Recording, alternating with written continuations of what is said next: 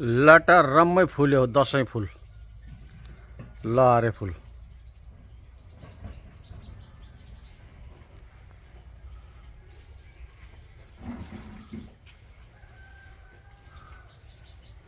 ल साथीहरु टम्म फुलेको छ।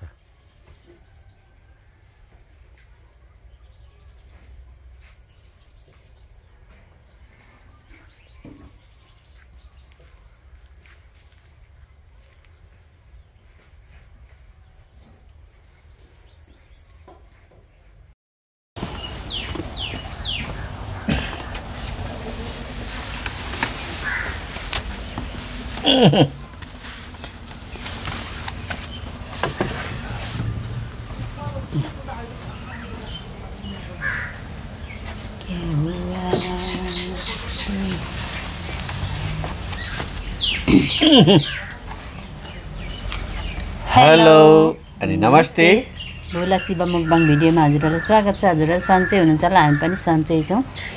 आजको खानामा चाहिँ छ हाम्रो भात, उसिनाको भात। मलाई चाहिँ अलुवा र उसिना छ, रायोको साग अनि फुलकोपी र आलुको तरकारी अनि कालो दाल। यहाँ चाहिँ छ हाम्रो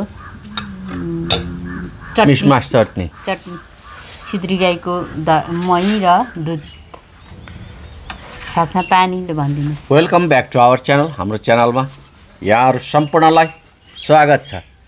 साथीहरू आज घाम त्यति लागेको छैन, मधेस यता छिर्दैछ, भित्री मधेसतिर धुम्म छ, जाडो छ। हामी आराम कुशल छौँ, यहाँहरूलाई पनि आराम कुशल होला भन्ने कामना गर्दछौँ। भगवान पशुपतिनाथ र सुम्निमा पारुहाङले हामी सबैको कल्याण गरून्, रक्षा गरून् है। हामी खाना खान सुरु गऱ्यौँ, आज्ञा अनुमति चाह्यौँ है त साथीहरू। ल भएकोले ढिलो गर्नु अलिक हुँदैन। ल साथीहरू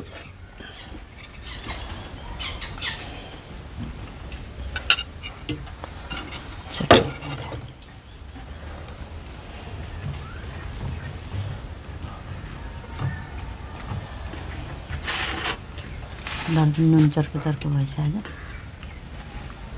हजुरहरूलाई पहिलो घाँस, दोस्रोमा हामी।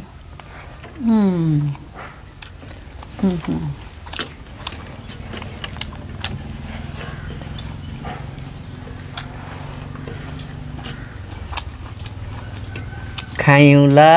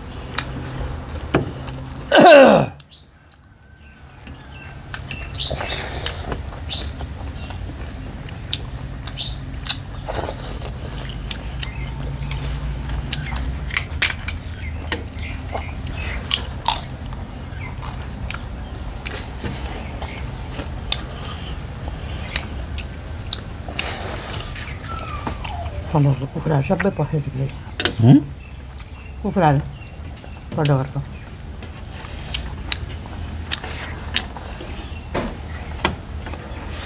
पशुलाई त्यसरी लगाएपछि फेरि पशुले थोरै दुःख दिँदै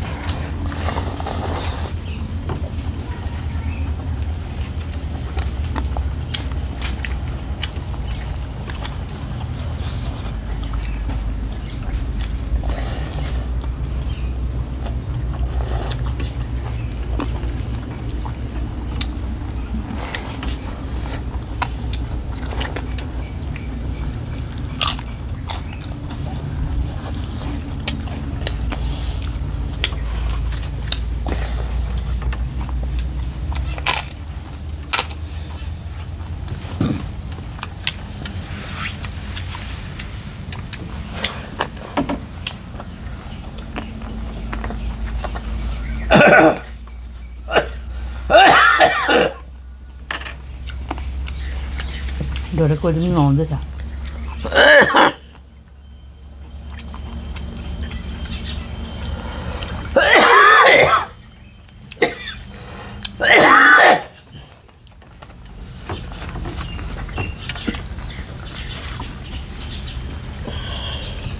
के गरेर दाल नपाकेको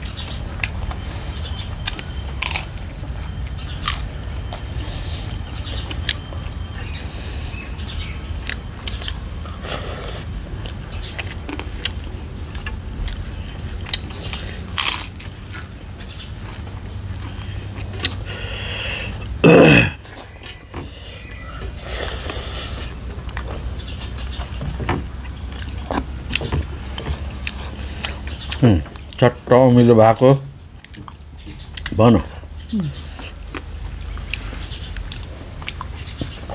चट्टा खोर्सानी अमिलो दामी भयो मिमी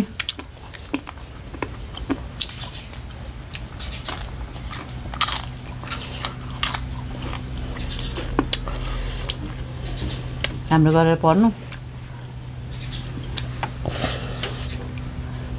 हुन्छ उसपालि त राम्रै ल्याएँ त हौ भन्दै थियो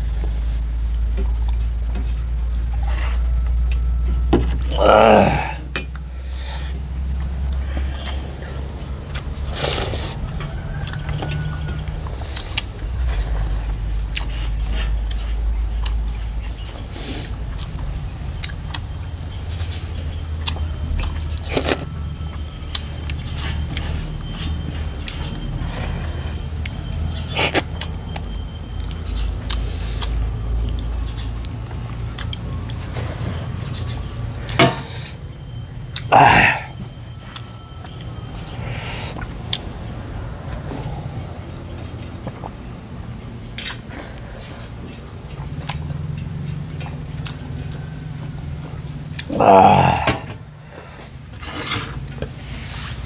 साथीहरू,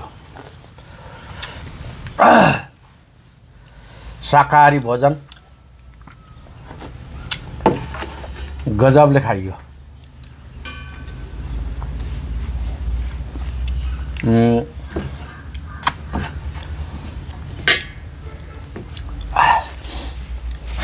तर हेरिदिनु हुने आम श्रोता दर्शकहरूलाई चाहिँ च्वाचेको मासु नै चाहिने है। हामी भरसक स्वस्थ रहौँ सबैजना। हामीलाई कहिलेकाहीँ कर लाग्छ, अलि बढी मासु देखाउन।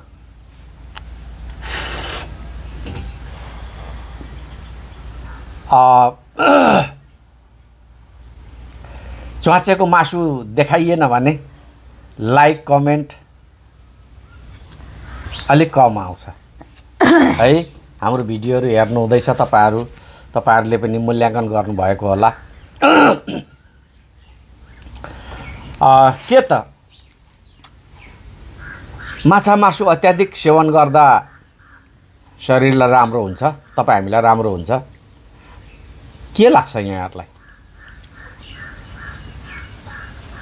हामीलाई चाहिँ ठिक्क सेवन गर्दाखेरि र समय समयमा मिलाएर सेवन गर्दा चाहिँ राम्रो हुन्छ जस्तो लाग्छ है साथीहरू। नरिसाउनु होला, नरिसाइकन कमेन्ट गर्नु होला के ठिक हो त भन्दै धेरै लम्बे चौडी गफ नगरिकन आज हामीले एकदम शुद्ध शाकाहारी एक ग्लास मोही, अलिकति चटनी, अचारमा टमाटर, पुदिना या धनिया अनि धुले अचारमा तपाईको चाहिँ नि हाम्रो चाहिँ तिल, भटमास, आलस मिसाएर कुटेको धुलो अनि हल्का अदुवा लसुन अनि हल्का स्वाद अनुसारको अमिलो है, यस्तो खालको अचार। अझै फिलुङ्गे र तपाईको चाहिँ नि फर्सीको बिहा भयो भने अझै राम्रो मिठो स्वादिलो खालको धुले अचार बन्छ साथीहरू है। तपाईहरुलाई पनि यदि त्यस्तो बनाएर खान मन छ भने हामी आउने भिडियोमा चाहिँ तपाईको चाहिँ नि यो धुले अचारको रेसिपी अर्थात् बनाएरै धुले अचारको रेसिपी बनाउँदै गरेको नै तपाईहरुलाई भिडियोमा देखाउने छौं। कतिपयले हैन धेरैले नै बनाएर खाइन्छ, तर के बनाउँदाखेरि चाहिँ अझै स्वादिष्ट हुन्छ भन्ने कुरा मात्रै हो। नभएदेखि फिलुङ्गेको हामी खान्छौं, कतै तिलको मात्रै खान्छौं, भटमास त्यति प्रयोग गरिदैन है। भटमास पनि प्रयोग गरेपछि अझै मिठो हुन्छ साथीहरू भन्दै आजको हाम्रो खानपिनको बसाइटको गन्थन मन्थनको बिट मैले यहीँ मार्ने आज्ञा अनुमति चाहे। खानपानको बसाइको बिट यता शिवकुमारी राई, श्रीमती शिवकुमारी राई।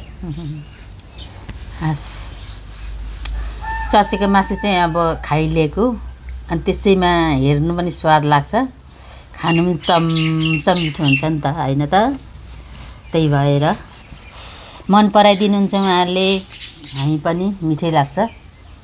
तर धेरै नखाउँ भनेर नखाऊ भनेर भनेर हो, स्वास्थ्यलाई पनि अलिक माछा मासुले धेरै भएपछि अलिक उनी गर्छ, बिसाउँछ। त्यही भन्दै आजको खानपिनको बसाइको बिट यहीँ मार्न चाहन्छौँ हामी। भोला शिव अर्को भिडियोमा भेट्ने बाचाको साथ हजुरहरू स्वस्थ रहनुहोला, व्यस्त रहनुहोला, मस्त रहनुहोला अनि खुसी रहनुहोला अनि स्वास्थ्यवर्धक खाना खानुहोला भन्दै नमस्ते, नमस्ते, बाई बाई बाई। बाई। फेरि भेटौँला है त।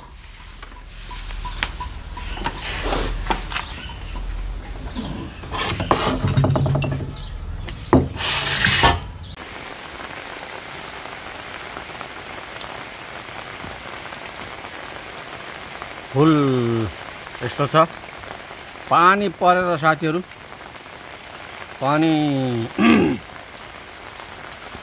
हिजो दिउँसोदेखि झम परिरहेछ। फुल फुलेर यस्तो भएको थियो, राम्ररी फक्रन पनि पाएन पानीले। यी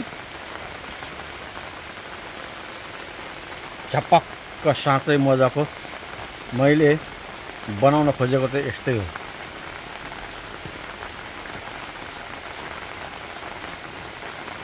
यस्तो छ साथीहरू फुल। अब यहाँ पनि छ यी एक खाले फुलहरू।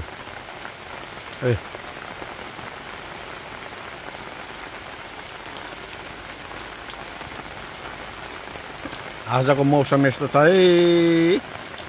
चौधन्नीगढी नगरपालिका वार्ड नम्बर 6 देशैभरि यस्तै होला। गाडीहरू काठमाडौँ छुटेको गाडीहरू फर्केर आएछन्, आधा बाटोबाट आवागमन बन्द भएको छ। ल यस्तो छ है साथीहरू।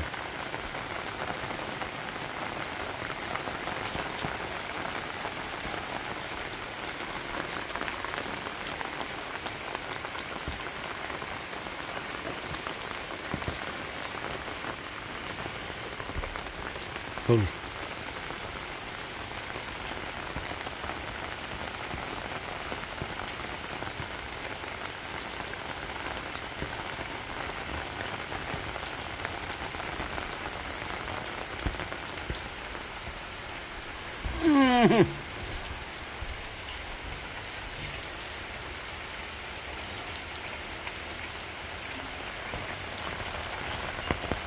आप खरे पाखा